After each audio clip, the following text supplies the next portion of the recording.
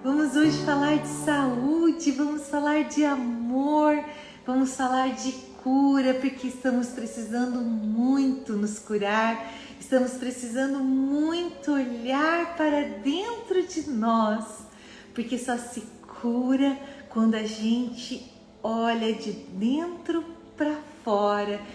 Bom, esse fim de semana nós tivemos o curso de terapias e práticas sistêmicas, né? Que é o curso de constelação.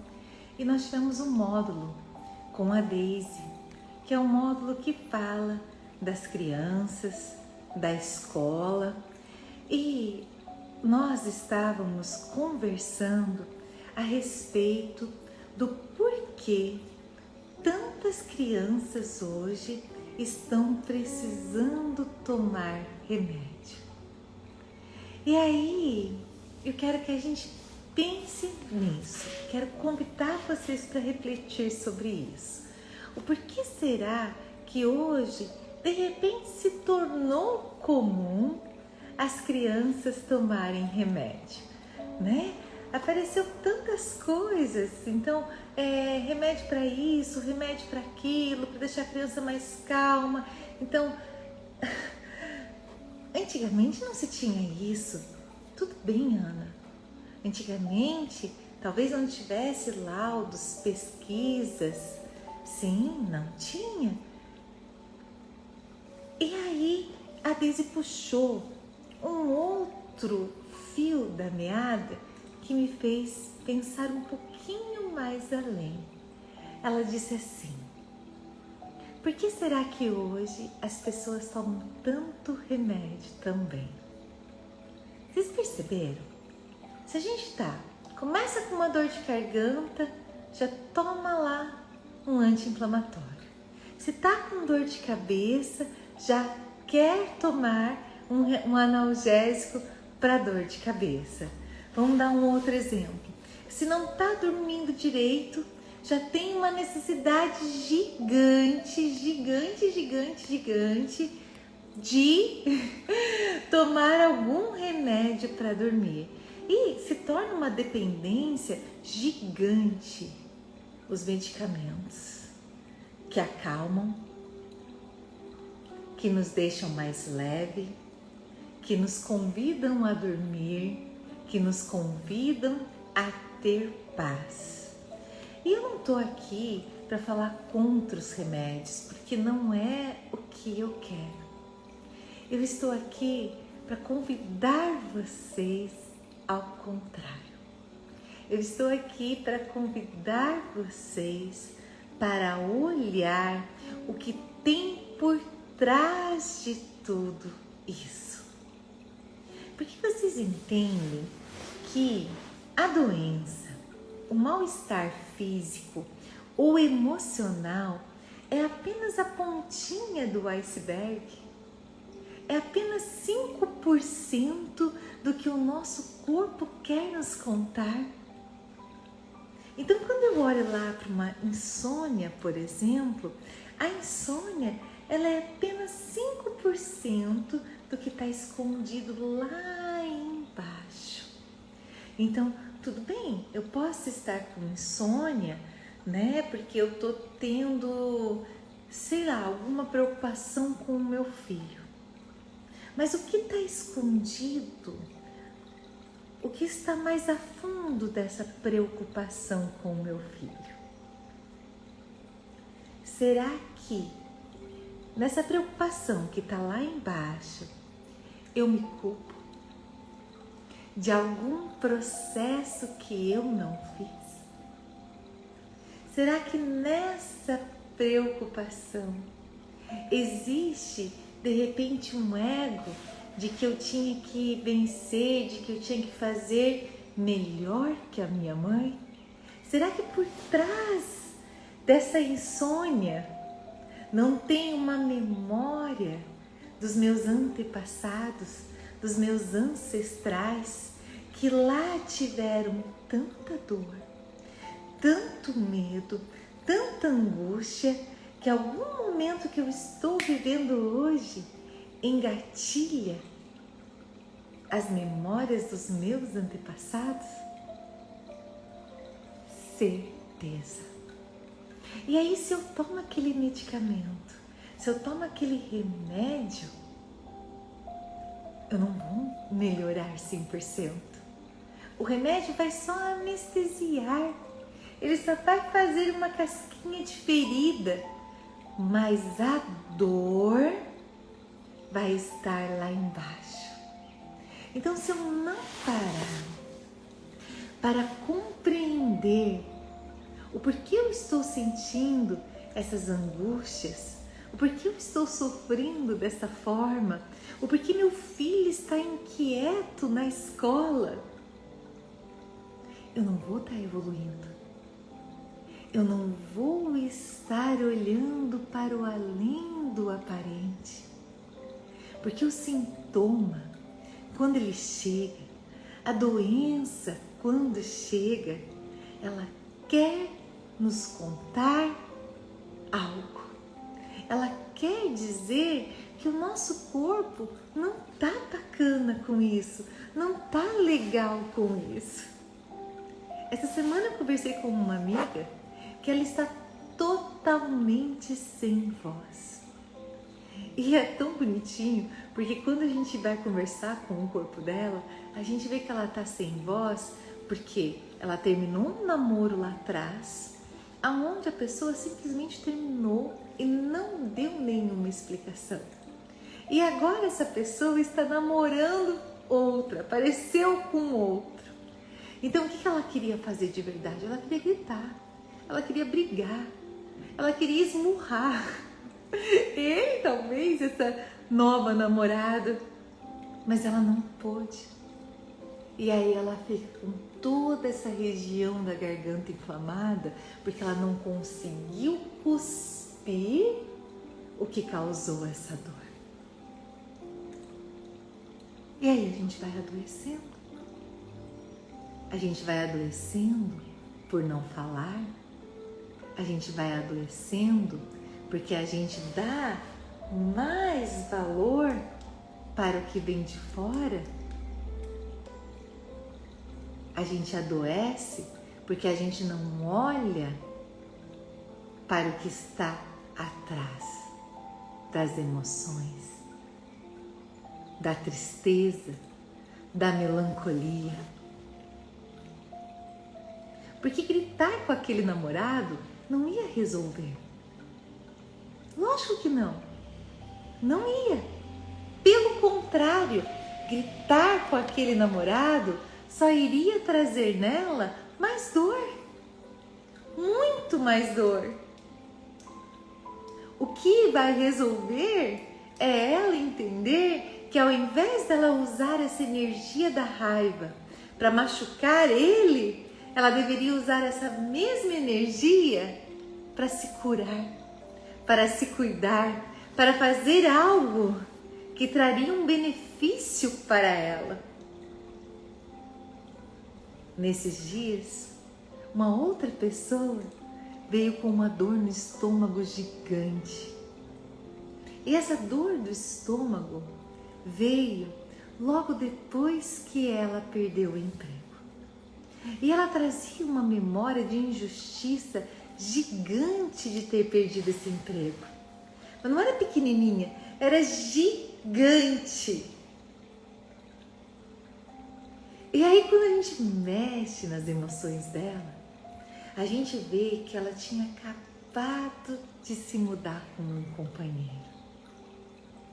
E esse companheiro queria muito ser visto, queria muito ser valorizado. E ela não conseguia dar a atenção que ele precisava. E naquele momento que ela perde o emprego, todo aquele mal-estar, toda aquela briga, toda aquela intriga que ela estava tendo com ele, se acalma. E aí eles começam a trabalhar juntos. E começam a viver melhor. E aí quando ela percebe isso, Eu até brinquei com ela. Se eu fosse você, eu ia lá agradecer teu chefe. Que de uma certa forma, o que você mais precisava era ter voltado para casa. Porque todos aqueles confrontos, todas aquelas brigas que você estava tendo no trabalho, não estava fazendo você dar valor para o que te era mais importante. E aí é tão lindo isso, que a gente começa a refletir o que o nosso corpo quer nos falar, o que nosso corpo quer nos contar, porque vocês tenham certeza absoluta que as células refletem apenas o que tem as nossas emoções. Então, se as minhas células não estão bem, se eu estou com alguma inflamação, se eu estou com alguma infecção, é porque emocionalmente eu estou jogando para o meu corpo o que está engasgado ou escondido numa tristeza. E aí eu escuto as pessoas falarem: ah, mas então eu tenho que perdoar? Eu tenho que perdoar aquela pessoa que me fez mal? Eu tenho que perdoar aquela cunhada ou aquela menina do meu trabalho ou aquele cara que me causou angústia? E aí eu diria para essa pessoa: não precisa.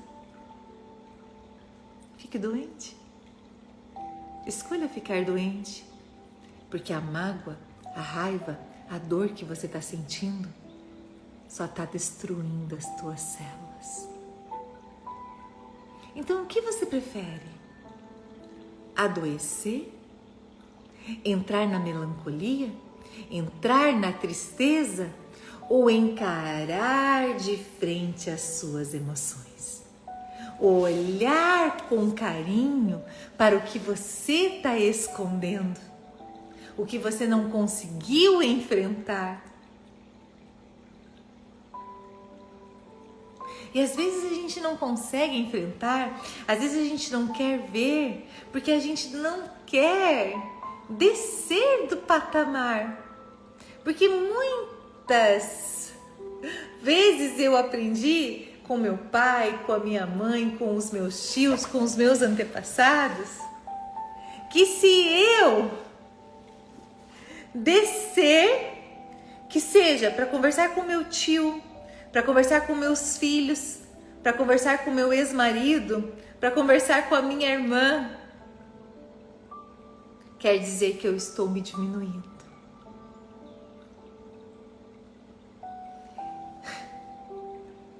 Quando é totalmente o contrário. Quando eu desço do meu pedestal do ego,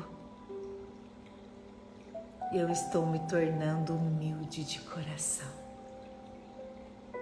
E eu estou falando assim: diferente de você, eu não quero adoecer por conta dessa dor, por conta desse sofrimento, por conta dessa mágoa, por conta das angústias. Isso é ser verdadeiramente humilde de coração. Isso é ser verdadeiramente digno do olhar da misericórdia. Existem dois caminhos. Um é eu subir no meu ego e, como um trator, ir devassando, ir buscando, ir enfrentando, ir vivendo. O outro é parar no meio do caminho e escolher se eu quero cair de novo ou se eu quero desviar do que me trouxe dor. Porque quando surge a doença, quando surge um sintoma, quando surge uma aflição, é teu corpo dizendo: se acalme, pare, por favor, eu estou precisando de você, eu estou precisando do seu olhar, não vá por esse caminho. Mas a gente é tão teimoso, a gente erra uma vez, erra outra, às vezes a gente cai tanto no buraco, que às vezes a gente realmente vai cavando, e aí a gente não vê saída. E aí quando a gente não vê saída, numa doença mais grave, e surge um medo gigante, aí a gente começa a fazer as pazes com todo mundo. E às vezes quando a gente precisa de ajuda, a gente acalma as nossas emoções para não machucar, para não afastar o outro. Semana passada, eu atendi uma paciente minha, que ela veio e eu achei tão lindo o ensinamento dela, porque ela disse assim: eu dou o meu melhor para todos. E as pessoas, quando estão bem, elas acabam saindo. E sabe, doutora Ana, eu tô chegando numa idade que a única coisa que eu queria era ter mais pessoas do meu lado. Porque eu morro de medo hoje de morrer sozinha. Eu morro de medo hoje de ter que passar um Natal, uma festa, de não ser lembrada, de não ser vista.